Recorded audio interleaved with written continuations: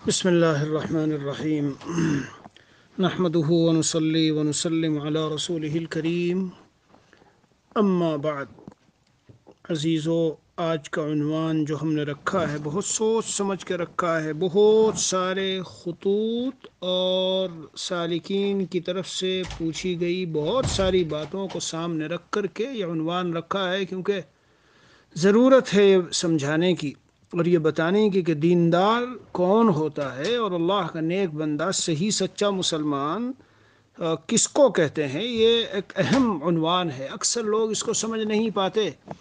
تو انشاءاللہ میں اس کی توفیق الہی فضل خداوندی سے کچھ شرح کروں گا، اس کو آپ حضرات دھیان سے توجہ سے سنیں اور پھر ہم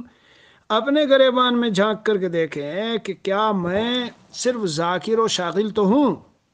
ذکر میں خوب لگا ہوں، خانقاہ میں لگا ہوں، تبلیغ میں لگا ہوں، جی ہاں، اور بہترین قرآن پڑھ لیتا ہوں، بہترین تقریر کر لیتا ہوں، یہ بھی کرتا ہوں وہ بھی کرتا ہوں، لیکن کیا میں دیندار بھی ہوں؟ میرے عزیزو، عابد و زاہد ہونا الگ ہے، دیندار ہونا الگ ہے، قاری ہونا، مقرر ہونا، عالم ہونا، فاضل ہونا، زاہد ہونا، عابد ہونا، نمازی ہونا، جماعتی ہونا، صوفی ہونا، یہ سب الگ ہے، اور دیندار ہونا الگ ہے۔ اب میں عرض کرتا ہوں اور آپ کو اس 25-30 منٹ کا جو ہمارا وقت ہوتا ہے تو اس میں سمجھاؤں گا۔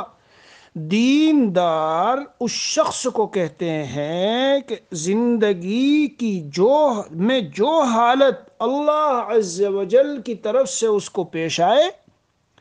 اس حالت کا جو حکم حق تعالی کی طرف سے متوجہ ہو وہ اسے پورا کرنے والا ہو، یہ ہے دیندار۔ یعنی ہر لمحہ زندگی کے جو اوقات، جو مراحل، جن ان مرحلوں سے گزر رہا ہے، جو حالات آ رہے ہیں، جی جیسے جیسے مواقع سامنے آتے جا رہے ہیں، تو اللہ کا جو حکم ہے اس بندے کے لیے، اب ایک شخص ہے، بہت سے بچے ہیں اس بیچارے کے، اور دوسرا ہے کہ اس کے تو کوئی بچے وغیرہ ہے نہیں، تو یہ جو بچوں والا ہے اور بچوں کے لیے اس میں گھرا ہوا ہے، یہ اب وہ تو ہر وقت بسترا اٹھا کے تبلیغ میں بھاگا پھرتا ہے، اور جب چاہا تو تبلیغ میں گیا، جب چاہا تو اللہ والوں کے پاس خانقاہ میں وقت لگایا۔ یہ بھی اگر اس کی حرص کرنے لگے، راتوں کو عبادت اور دن میں نکل کے اللہ کے وہاں جماعت میں جانا اور بزرگوں کے ہاں جانا، اور وہ بچے بیچارے گھر میں بھوک سے مر رہے ہیں، ان کو نہ اچھی طرح کھلانا، نہ پلانا، نہ دیکھ بھال، نہ وہ بیمار، بیوی بیمار، بچہ بیمار، یہ بھی اس کی طرح پھر رہا ہے، یہ دیندار نہیں کہلائے گا۔ میرے عزیز اور بھائیو، ہر وقت تسبیح کا چلانا اور نفلوں کا پڑھنا اور نمازوں کی پابندی کرنا اور تہجد، اشراق اوابین پڑھنا، یہ آپ کو عابد و زاہد تو بنا دے گا۔ حکیم الامت تھانوی رحمۃ اللہ علیہ کچھ یوں فرماتے تھے، بعینہ الفاظ مجھے یاد نہیں، جسے عابد و زاہد بننا ہو، جسے قطب غوث و ابدال بننا ہو، جسے فلاں فلاں بہت سے الفاظ بیان فرماتے، کہتے وہ کہیں بھی جاوے، جہاں جائے وہ بن جائے جا کر، میرے پاس تو بھائی انسان بنایا جاتا ہے، انسان اور آدمی بنایا جاتا ہے۔ اور میں نے اپنے حضرت شیخ اول مسیح الامت جلال آبادی رحمۃ اللہ علیہ کے ہاں یہ بات سنی، پھر یہ فرماتے تھے پہلے ہم آدمی تھے، آدمی تو آدمیت اندر میں آنی چاہیے، آدمی پہلے تھے، آدمی بنے ہم، اور آدمی میں یہی بات ہوتی ہے خاص، حقوق اللہ اور حقوق العباد کو پورے طور پر صحیح طرح اعتدال کے ساتھ انجام دیتا ہے۔ اب یہ بندہ جسے اللہ تعالیٰ نے بیوی بچے دیے اور بہت دولت والا نہیں، بہت مال والا نہیں، اسباب و ذرائع انکم کے بہت زیادہ نہیں، تو یہ اگر صبح کو اٹھ کر اشراق وغیرہ پڑھ لی اور نماز فرض پڑھنے کے بعد مختصر تلاوت، ذکر و اذکار کے بعد، یہ میرے عزیز و صبح سے شام تک کمائی میں لگا رہتا ہے اور صحیح طرح کماتا ہے، شریعت کے مطابق، کوئی حکم ٹوٹنے اور چھوٹنے نہیں دیتا۔ ظہر کا وقت آیا، چلا نماز کے لیے، اور دکانوں پہ کھڑا ہے تو نظریں ادھر ادھر نہیں ڈالنا، جھوٹ نہیں بولنا، سچائی کے ساتھ کام کر رہا ہے، سچائی کے ساتھ تجارت کر رہا ہے۔ ملازم پیشہ ہے، کہیں کسی کے آفس میں کام کر رہا ہے، تو ایسا نہیں کہ کھولا ہے اس کو کمپیوٹر کو آفس کے کام کے لیے اور آدھا گھنٹہ کام کرتا ہے، 15 منٹ اپنے میسجوں کا جواب دیتا ہے۔ دن میں اگر حساب لگاؤ تو جس کی واٹس ایپ کالیں ہیں اور اس کے میسیجوں کے جواب ہیں اور اس کی نیوز دیکھنا ہے اس کے اندر بیٹھ کر کے، یہ جو کمپیوٹر ہے، پتا چلا 6 گھنٹے تو کام کیا جہاں ملازم ہیں اور 2 گھنٹے تو اس میں گزار دیے، اور اپنے کو سمجھ رہا ہے دیندار۔ کیوں؟ ذہن میں بیٹھ گیا کہ میں نماز پڑھتا ہوں، وہ عصر کی نماز پڑھوں گا اور یہ بھی پڑھوں گا، اور صبح میں تلاوت بھی کر کے آیا اور سورہ یاسین بھی پڑھی۔ ارے بندے خدا کے، جس وقت اللہ نے جو حکم رکھا ہے، اب تیرے لیے ان 2 گھنٹوں کی تنخواہ اور اجرت حرام، اور ان 2 گھنٹوں کو 1.5 گھنٹے اور 1 گھنٹے کو روزانہ اگر آپ مہینے پر جمع کریں تو کتنے دن کی تنخواہ آپ کو کٹانی پڑے گی؟ اور آپ سمجھ رہے میں دیندار بنا بیٹھا ہوں۔ ہاں، جماعتوں میں بھی گئے، تبلیغ میں بھی گئے، خانقاہوں میں بھی گئے، بزرگوں کے پاس بھی رہے، لیکن انتقال ہونے کے بعد وراثت تو دینے کا نام نہیں۔ جیسے والد کا انتقال ہوا، میرے عزیز، میرے پیارے، اے وہ شخص جو اپنے ذہن میں اپنے کو دیندار سمجھے ہوئے ہے اور دین کے کچھ شعبوں پر عمل ہے، میرے پیارے بھائی، اتنا اتنا اتنا شریعت کا حکم ہے کہ اب اس مال میں سے، اس گھر میں سے کسی کے لیے دعوت کھانا کھلانا بھی جائز نہیں۔ یس، کیوں؟ اس لیے کہ جتنی چیزیں اس کی جو انتقال کر کے گئے ہیں ابا، سارا گھر ان کا اور ان کے گھر کے اندر کا سارا سامان ان کا ہے، تو اس سب میں حقوق وارثین کے چل چکے ہیں۔ کیا معلوم کہ آپ کی دوستی، آپ دعوت جن کو کھلانا چاہتے ہیں دوسروں کو تو پسند نہیں، اور کیا معلوم ان کے اندر بہت سارے وہ ہیں یعنی نابالغ، اور نابالغ کی اجازت کا بھی اعتبار نہیں ہے۔ چلو اگر سارے بالغ ہوں اجازت دے دیں جی اور پھر کچھ کرے، یہ ایک جزئی مسئلہ ہے، میں اس میں زیادہ تفصیل میں نہیں جاتا، دینداری سمجھانا چاہتا ہوں۔ سمجھ رہے دیندار ہوں، میں تو بہت صدقہ خیرات بھی کرتا ہوں، کل کے مضمون میں یہ بات تھی لیکن کچھ باتیں رہ گئی، بہرحال وہ اجمالاً سب تقریباً اکثر آ گئی ہیں۔ صدقہ دو گے نا حرام مال سے جو تمہارا نہیں ہے، تو قیامت کے دن وبال جان بھر کر جہنم کی طرف کھینچ کے لے جائے گا وہ صدقہ۔ پھر یہ سمجھ رہا کہ میں دیندار ہوں، کیوں میں غریبوں کو بھی رمضان میں دیتا ہوں اور جو ضرورت میں ملتا ہے میں ارے اللہ کے بندے، شریعت کا تیرے اوپر یہ حکم متوجہ تھا کہ جب تیرے ابا کا انتقال ہوا تو اس میراث کو شرعی طور پر تقسیم کرتا۔ اگر ایک بیٹا اور بہن ہے تو 2/3 تو رکھ لے اور 1/3 اس کے پاس جائے گا۔ 3 کروڑ ہے، 2 کروڑ رکھ اور 1 کروڑ اس کو دے دے۔ بہرحال میرے عزیزوں اور میرے بھائیوں، سمجھو دینداری کہتے کسے ہے۔ نماز پڑھ لی، جماعت میں وقت لگا لیا، کچھ فضائل سن لیے کہ اس کی یہ فضیلت، اس کی یہ فضیلت، خالی اتنی بات سے دیندار نہیں بنتا۔ ذہن بھی نہیں جاتا کہ جو میں سیل فون استعمال کر رہا ہوں اور میری ملازمت کے دوران ملازمت کا وقت ہے اور میں اس میں اپنے فون سے ذاتی جوابات دے رہا ہوں، اور کمپنی کا ذاتی وقت اور ذاتی ان کی لائٹ اور بجلی اور ذاتی ان کی چیزیں میں اپنے ان کی چیزیں اپنے ذاتی کام میں استعمال کر رہا ہوں، یہ دین ہے؟ اس لیے ہمیں ضرورت ہے کہ دیندار بنے۔ پھر سے سنیے، جس وقت میں شریعت کا جو حکم ہے، ہم پر جو حال ڈالا، سنو، جو حال ہم پر آیا اختیار سے تو نہیں آیا، اللہ تعالیٰ نے ڈالا ہے۔ تو جب اللہ تعالیٰ نے ڈالا ہے تو اس حالت کے مطابق جو شریعت کا حکم ہو۔ کیا مسافر مقیم کے احکام ایک ہے؟ نہیں۔ کیا مریض اور تندرست کے احکام ایک ہے؟ نہیں۔ کیا مالدار اور غریب کے احکام ایک ہے؟ بالکل نہیں۔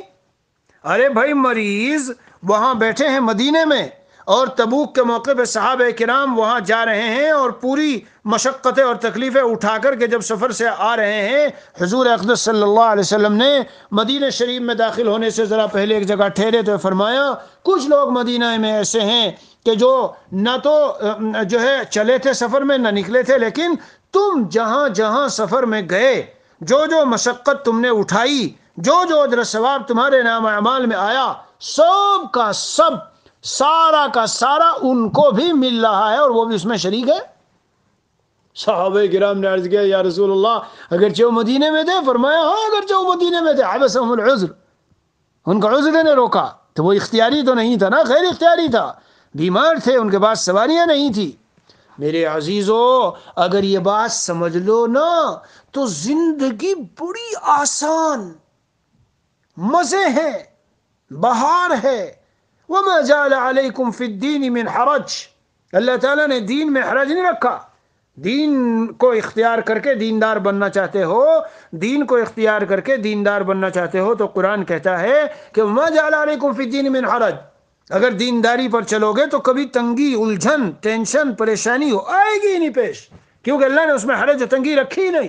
یرید اللہ بکم اليسر ولا یرید بکم العسر، اللہ تو تمہارے ساتھ آسانی چاہتے ہیں، تنگی اور دشواری مشقت نہیں چاہتے۔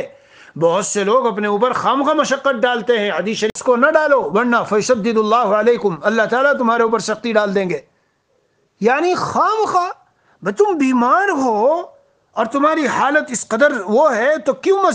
مسجد میں جانے کی وہ کر رہے ہو، گر رہے ہو، پڑھ رہے ہو، ایک کے اوپر گر گئے، ادھر گر گئے، پھر مسجد میں جاتے ہو، اور شریعت نے کہا کہ گھر میں نماز پڑھو تو تمہیں وہی اجر و ثواب ہے، تو کیوں اپنے کو اس طرح بیجا مشقت میں ڈالتے ہو، وغیرہ وغیرہ۔ اس لیے اللہ عز و جل نے دین میں یسر اور سہولت رکھی ہے۔ میں نے جیسے عرض کیا، بہت بچے والا ہے اور مالدار بھی نہیں، تو قصب حلال کرنے کے لیے بیچارے کے اوقات بہت سارے چلے جاتے ہیں، مگر بالکل ناپ تول کے شریعت کے مطابق، سچائی کے ساتھ، پوری امانت داری کے ساتھ، اور جو اس کا کمپنی کا مالک وغیرہ ہے، جو بھی ہے جہاں وہ کام کرتا ہے، اس کی پوری وفاداری کے ساتھ، خیر خواہی کے ساتھ عمل کر رہا ہے۔ دیکھو اسے، اے میرے پیارے بھائیوں، اے بیان سننے والوں، اس شخص کو اسی طرح اللہ مل رہا ہے جس طرح فارغ جو آدمی ہے وہ دعوت و تبلیغ میں جا کے تقریریں کر رہا ہے، اور فارغ جو آدمی ہے وہ مسجد میں عبادت میں لگا ہے، اور فارغ جو آدمی ہے جسے اللہ نے بقدر ضرورت اچھا معاش دے رکھا ہے، سب کچھ اس کے پاس ہے، وہ گھر میں بیٹھ کے قرآن پڑھ رہا ہے اور ذکر اللہ کر رہا ہے، میرے پیاروں اس کو اس کمانے میں وہی مل رہا ہے۔ دینداری کا مطلب سمجھ لو۔ ہاں، حضرت عبداللہ مبارک رحمۃ اللہ علیہ کے پڑوس میں جو شخص تھا، انتقال کے بعد جب اسے کسی نے خواب میں دیکھا اور پوچھا کیا گزری، تو جواب میں یہ تھا کہ جو مقام حضرت عبداللہ مبارک کو اللہ عز و جل نے دیا، مجھے بھی دے دیا۔ اس کی وجوہات میں کیا لکھا ہوا ہے؟ اس کی وجوہات میں لکھا ہے، ایک کام تو اس کا یہ تھا، خاص اس کی صفت یہ تھی، وہ لوہار تھا کہ جب اذان ہوتی تھی نا، تو اگر اس نے اپنا ہتھوڑا اوپر کو اٹھا رکھا ہے اور اذان کے کلمات شروع ہوئے، اسی وقت میں اس ہتھوڑے کو فوراً وہیں کا وہیں گرا دیا، اتنا بھی انتظار نہیں کہ کچھ کرے آگے بڑھے، نہ۔ اور دوسری بات یہ میرے عزیزو، وہ تڑپتا تھا اور بے قرار ہوتا تھا کہ دیکھو تو اس عبداللہ مبارک کو کس طرح سے راتوں میں اٹھ کر اللہ کے سامنے آہیں بھرتے ہیں اور کیسی عبادت کرتے ہیں، کاش مجھے اتنے بچے نہ ہوتے اور حلال کمائی کا یہ سارا معاملہ نہ ہوتا جو مجھے کرنا پڑتا ہے، اس کی وجہ سے میں یہ سب نہیں کر پاتا۔ تو اللہ عز و جل نے اس کی نیت کا وہی مقام دیا۔ اس لیے میں کہتا ہوں وما جعل علیکم فی الدین من حرج، دین کو اللہ نے بہت ہی آسان بنایا، یرید اللہ بکم اليسر ولا یرید بکم العسر۔ اس لیے دیندار بنیے، دیندار، نمازی بن گئے، عبادت گزار بن گئے، قاری اور عالم بن گئے، مقرر تقریر کرنے والے بن گئے جی، اور اس طرح کے اپنے اپنے الگ الگ نہیں۔ دینداری جو ہے، میں جو عرض کر رہا ہوں، اللہ عز و جل نے جس وقت میں جو حالت ڈالی ہے اس وقت کے حکم کو بجا لاؤ۔ بیماری کسی پہ آ گئی، اب بیماری میں جی بے چین، بے قرار، ٹینشن، الجھن، شکوہ شکایت، ادھر فون کر کے بے چینی، ادھر فون کر کے بے چینی، شریعت کیا کہتی ہے؟ اے بیمار، خلاصہ، اے بیمار، یہ بیماری تیرے اوپر اللہ عز و جل نے ڈالی ہے تیرے امتحان کے لیے۔ میرے بھائیو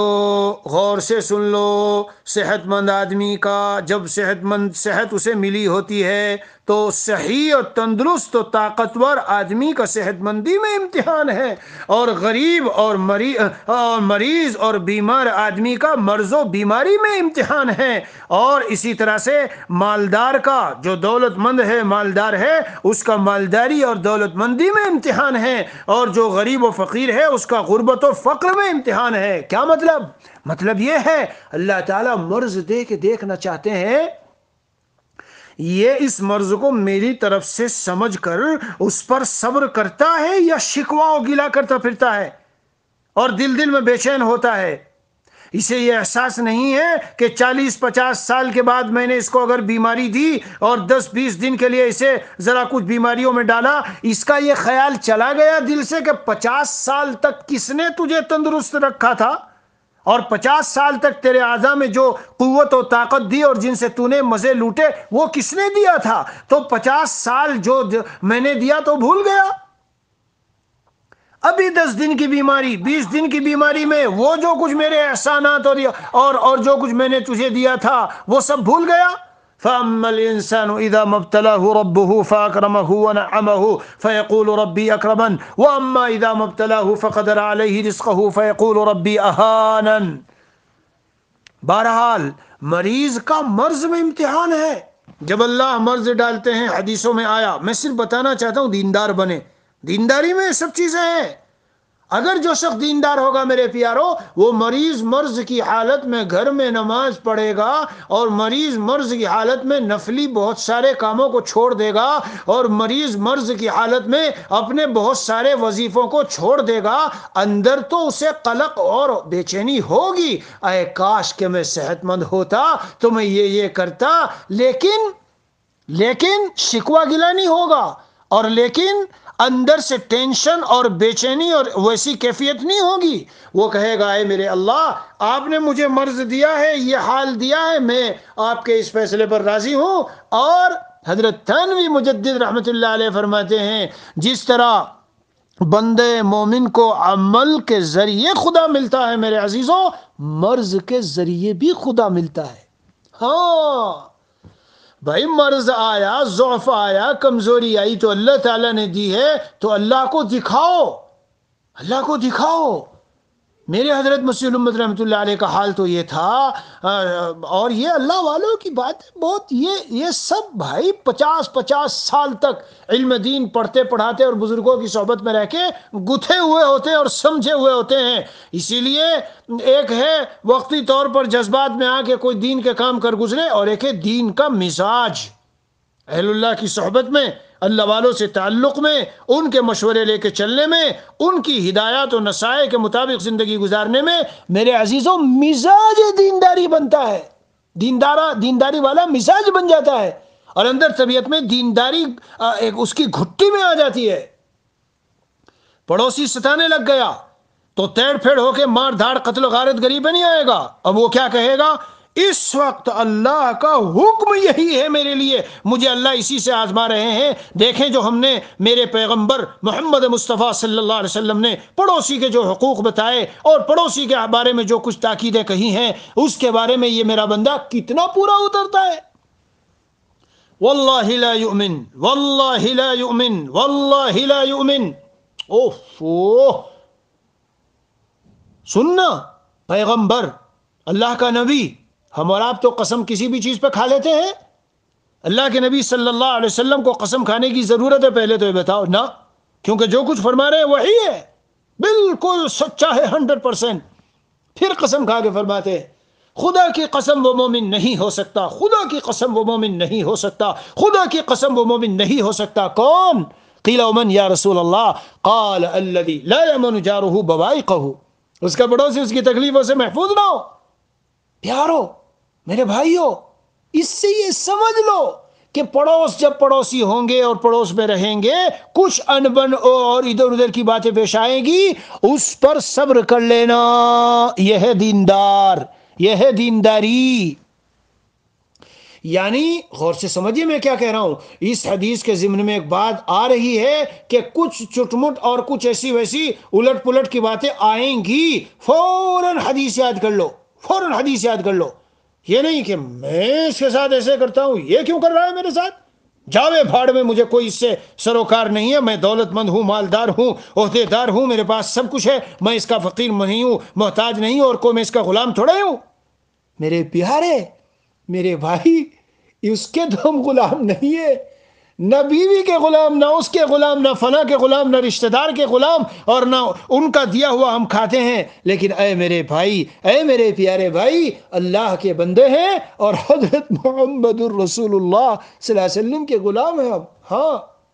جی، جس دن سے لا الہ الا اللہ محمد الرسول اللہ کلمہ پڑھا اور شروع سے پڑھا اور ماں کے پیٹ سے اس کلمے کو لے کے ہم دنیا میں آئے، اللہ عز و جل جس طرح اس دنیا میں ہمیں اس کلمے کے ساتھ حق تعالیٰ نے یہاں ہماری آنکھ کھلی ہے تو ہم مسلم گھروں میں تھے اور اس کلمے کے ساتھ تھے، میرا اللہ، میرا اور آپ کا مہربان اللہ ہمیں دنیا سے اٹھائے بھی اسی حال میں کہ جب ہماری آنکھیں کھلے عالم برزخ میں تو ہم موحدین میں، اللہ کے پیاروں میں، لاڈلوں میں، اللہ کے ماننے والوں میں، شہادت توحید اور رسالت کا اقرار کرنے والوں میں ہمارا شمار ہو، اور جیسے آنکھ کھلے تو اس گروہ اور جماعت میں اور ان ارواح میں جو اللہ کے چہیتوں کی، لاڈلوں کی اور مومنوں کی ہے۔ اللہ کرے کہ ایسی ہی ہماری جب دنیا سے آنکھیں بند ہو اور وہاں آنکھیں کھلے تو اسی حالت میں ہو۔ تو میرے پیاروں، میرے عزیزوں، ہم نے تو شروع سے جب سے ماں کے پیٹ سے نکلے تو اس کلمے کو گلے لگایا، لا الہ الا اللہ محمد الرسول اللہ، میرے اوپر کسی کی نہیں چلے گی، صرف اللہ کی چلے گی، اور میں اپنی زندگی میں موت تک صرف اپنے محبوب آقا مدنی صلی اللہ علیہ وسلم کا غلام بن کر رہوں گا۔ جو کچھ انہوں نے کہا بس وہ مجھے کرنا ہے، مجھے اور کوئی مطلب نہیں کسی چیز سے۔ میرے بھائی، اے میرے وہ بھائی جس کو شیطان اور نفس سکھا رہا ہے تو پڑوسی کا کوئی محتاج ہے اور تو میاں اپنے پیر پر کھڑا ہوا ہے، یہ کیا ہے چپجی کا شوربہ، اس کی کیا حیثیت ہے، یا مجھے آنکھیں دکھاتا ہے اور وہ کرتا ہے۔ میرے عزیز ٹھیک ہے اس کی کوئی حیثیت نہیں، اور میں نے مانا اگر وہ حیثیت والا بھی ہو اور کوئی بھی ہو اور کچھ بھی ہو، لیکن آقا مدنی صلی اللہ علیہ وسلم نے اتنا بتا دیا ہے کہ پڑوسی کے ساتھ ذرا ایسے رہ لینا، تکلیفیں سہ لینا، تکلیف اور تیری وجہ سے اس کو کوئی تکلیف نہ پہنچے، بیوی کو کوئی تکلیف نہ پہنچے۔ حضور اکرم صلی اللہ علیہ وسلم کیا فرما گئے؟ خیرکم خیرکم لأہلہ وانا خیرکم لأہلی۔ اللہ اللہ اللہ، ہم تو کیا فرمایا سن رہے ہو؟ اے دینداری کی فکر کرنے والوں، اے اللہ والے بننے کی فکر کرنے والوں، اور اللہ والوں سے تعلق اس لیے جوڑنے والوں اور دین کی باتیں اس لیے سننے والوں کہ ہم اللہ والے بن جائیں، نیک بن جائیں، اللہ کی محبت آ جائے، اللہ کا قرب مل جائے، اللہ کی رضا مل جائے۔ سرور عالم صلی اللہ علیہ وسلم فرماتے ہیں خیرکم خیرکم لأہلہ، تم میں سب سے بہتر وہ ہے جو اپنے اہل کے لیے، گھر والیوں کے لیے جو بہتر ہو، اور وانا خیرکم لأہلی، میں اپنے گھر والوں کے لیے سب سے تم میں بہتر ہوں۔ معلوم ہوا کہ حضور اکرم صلی اللہ علیہ وسلم کا قرب اور حضور کی اتباع، اور خود اللہ کی محبوبیت اور اللہ کے ہاں سے مغفرت کا پروانہ،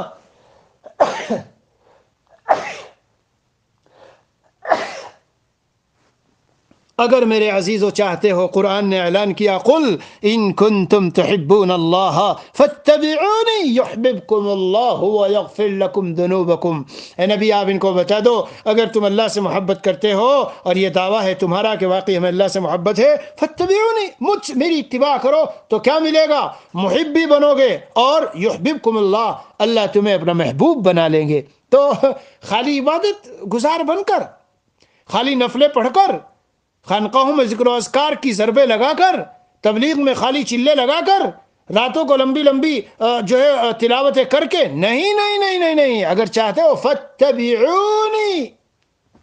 میری اتباع، میرے پیاروں، میرے عزیزوں، وہی میں سمجھا رہا ہوں، دینداری اسی کو کہتے ہیں۔ سرور عالم صلی اللہ تعالی علیہ وسلم کی قدم قدم پر ہر معاملے میں اتباع۔ اسی لیے فرمایا، کیا ارشاد فرمایا، لا یؤمن احدکم حتی یکون ہواہ تبعا لما جئت بہ، تم میں کوئی مسلمان نہیں ہو سکتا، دیندار نہیں ہو سکتا، اللہ والا نہیں ہو سکتا، نیک نہیں ہو سکتا، خدا کا ولی نہیں ہو سکتا، چہیتا لاڈلا نہیں ہو سکتا، اللہ کا پسندیدہ اور محبوب نہیں بن سکتا۔ کب تک؟ جب تک اس کی تمام خواہشات اس دین کے تابع نہ ہو جائے جسے میں لے کر آیا۔ اب یوں تو تبلیغ میں جا رہے ہیں، لڑکیوں کی شادی کا موقع آیا تو کیا کہتے ہیں، ارے میاں آج کل حالات ایسے ہیں، اگر زیادہ دین اور سنت کی بات پر نکاح کرنا چاہیں گے کوئی نہیں پوچھے گا ان کو، ہاں کوئی گھاس نہیں ڈالتا۔ آج کل ان کی شادیوں کے لیے ان کو ڈاکٹر بنانا پڑے گا، ان کو ملازمتوں میں اور انجینئروں میں اور فلاں اور فلاں اور فلاں، پتہ نہیں کیا کیا۔ ارے بھائی تیرا دین کہاں گیا؟ یہ دینداری، یہ تبلیغ میں چلے، یہ بزرگوں کے پاس رہنا۔ لا یؤمن احدکم حتی یکون ہواہ تبعا لما جئت بہ، جو دین میں لے کے آیا، اب نکاح شادی کا موقع آیا تو دین پہ چلو، سنتوں کا خیال کرو، رسم و رواج کفریہ شرکیہ اور ادھر ادھر کی خرافات باتیں سب کو نکالو اندر سے، تب تمہارا تبلیغ میں جانا، بزرگوں کے پاس چلا۔ اب کہو، اب کہا جائے گا کہ دیندار ہے۔ اس لیے میرے عزیزو، دینداری الگ چیز ہے، دیندار ہونا جی اور دین کا پابند ہونا اور صحیح معنی میں پکا سچا مسلمان ہونا یہ الگ ہے، اور خالی جو میں نے کہا نا عابد و زاہد ہو جانا، تبلیغی صوفی ہو جانا، مقرر قاری عالم ہو جانا، ہاں یہ الگ ہے۔ اور یہ دینداری میں نے جیسے بیچ میں عرض کیا ہے، یہ دینداری اور دینداری کا مزاج اور یہ خاص ذوق یہ کہاں سے ملتا ہے؟ اہل اللہ، اللہ والے، جو دیندار اللہ والے ہیں، جن کی زندگی کی صبح سے لے کے شام اور شام سے لے کے صبح، یعنی شب و روز کے تمام ایام و لیالی کے لمحات و ساعات، جی منٹیں اور گھڑیاں، جن کی اللہ کی یاد میں اس طرح گزرتی ہیں کہ کوئی حکم شریعت اور سنت چھوٹنے نہ پائے اور ٹوٹنے نہ پائے۔ یہ ہے دینداری، یہی میں آپ کے سامنے پیش کر رہا ہوں۔ اسلم تسلم، ایسا ہو جاؤ تم تو جی سر کے بالوں سے۔ اسلام آسان سمجھا مسلمان ہونا، میں مسلمان ہوں اسلام، ارے تو مسلمان ہے، مسلمان کا معنی جانتا ہے کہ مسلمان کہتے کسے ہیں؟ اسلام اور مسلمان، الاسلام اور فارسی کی کتاب جو مدرسوں میں پڑھائی جاتی ہے اور ہر طالب علم تقریباً اسے پڑھتا ہے، گردن بطاعت نہادن۔ اسلام کا معنی اللہ کے حکم کے سامنے گردن کو رکھ دو، مان لو فوراً جو کچھ کہا جائے، سر کے بالوں سے پیروں کے ناخون تک پورے بدن پر شریعت کے حکم کے احکام چل رہے ہوں، دل، دماغ، اعضاء، جوارح، کان، آنکھ، جی زبان، کان سے کیا سننا ہے؟ جو میرے رب نے اجازت دی ہے۔ آنکھوں سے کہاں دیکھنا ہے؟ جہاں میرے رب نے دیکھنے کی اجازت دی ہے اور کہا ہے کہ یہ دیکھو، اور جہاں سے منع کر دیا جان کی بازی لگا دوں گا لیکن دیکھوں گا نہیں۔ آج ہی ایک دوستوں میں سے ایک کا میسج تھا کہ نگاہ بینائی جاتی رہی۔ ایک ابھی میں رمضان سے پہلے جب اپنے وطن گیا، ایک پرانے دوستوں میں سے جا کے بیٹھا، ملا، مجھے پہلے سے علم بھی نہیں، لیکن جب میں گیا اور ملا تو انہوں نے کہا کہ یہ تو بالکل نہیں دیکھ پاتے۔ میں نے کہا بھئی کیا ہوا؟ کہنے لگے کہ وہاں سعودی میں رہتے تھے، اچانک کوئی بات پیش آئی، وضو کر کے اٹھے تو اس کے بعد سے بینائی نہیں۔ تو میرے بھائی وہ بتاتے تھے کہ آج پتہ چلتا ہے، آج احساس ہوتا ہے کہ یہ نگاہ کتنی بڑی حق تعالیٰ کی نعمت تھی۔ اللہ اللہ اللہ، میرے پیارو، ساری نعمتیں ایسی ہیں، ہاتھ، پیر، دل، دماغ، نظر، ذرا کمر میں سلپ ڈسک ہو، پیروں سے چلنا مشکل ہو، ٹوائلٹ تک بھی نہ جا سکے، کیا حشر ہوتا ہے میرے پیارے، کیا حال ہوتا ہے۔ اس لیے جسے آنکھیں ملی، جسے کان ملے، جسے زبان ملے، اے میرے بھائیوں اور بہنوں، اور اے بیان سننے والوں اور سننے والیوں، خاص طور سے عورتوں کی زبان ایسی چر چر چر، میں ہمیشہ کہتا ہوں، کیوں؟ اس لیے کہ عام مرض ہے عورتوں کا۔ ذرا زبان کو جب چلاؤ تو تھوڑا سا خیال کر لو کہ یہ اللہ کی دی ہوئی ایسی عظیم نعمت ہے کہ ہم اپنے معافی ضمیر کو جو اندر میں جو کچھ کہنا ہے اسی سے ظاہر کر پاتے ہیں۔ اگر یہ زبان نہ چلتی تو کیا حال ہمارا ہوتا؟ تو کیوں ذرا سی دیر میں کسی کے خلاف کوئی جملہ جڑ دیا، ساس بہو ننند بھاوج کا اختلاف، جو جی میں آیا میاں بولے جا رہی ہے، رکنے کا نام نہیں ہے۔ اور اگر کوئی روکے تو کہ میں جھوٹ نہیں بول رہی، صحیح بول، ارے تو صحیح بول رہی ہے لیکن یہ اسے ناپسندیدہ بات ہے، غیبت ہے،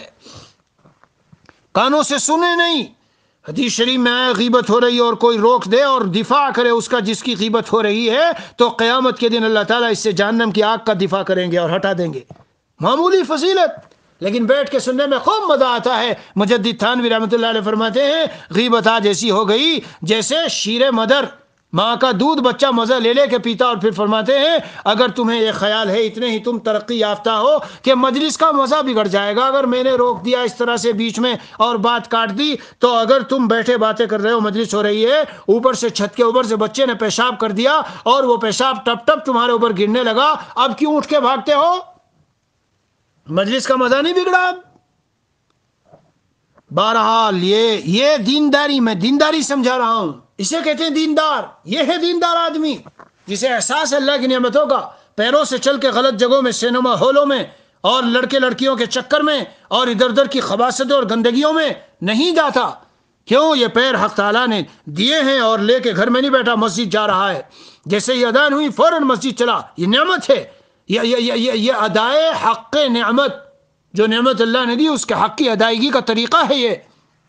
ایک ہوتا ہے نعمت کا شکر میرے بھائیوں زبان سے کہ ہم کہہ دیں الحمدللہ، اور ایک اعلیٰ درجہ ادائے نعمت ہائے خدا بندی کا اعلیٰ درجہ بتاتا ہوں، جو نعمت اللہ نے جن مقاصد کے لیے دی ان کو ان مقاصد میں استعمال کرو، یہ ہے، ہاں یہ ہے پورے بدن کا، سر سے کے بالوں سے پیروں کے ناخن تک جتنے، مثلا دل ایک مثال دیتا ہوں، کہنے کے لیے دیا اللہ نے اپنی یاد کے لیے، دل میں اللہ کو بسانے کے لیے، دل میں اللہ کی محبتوں کا مرکز بناؤ، اور اللہ تعالیٰ کی عظمت، بڑائی، کبریائی، اللہ کا گہرا تعلق یہ دل میں رچا بسا ہو۔ دل اس لیے نہیں کہ یہاں غیروں کو بٹھاؤ،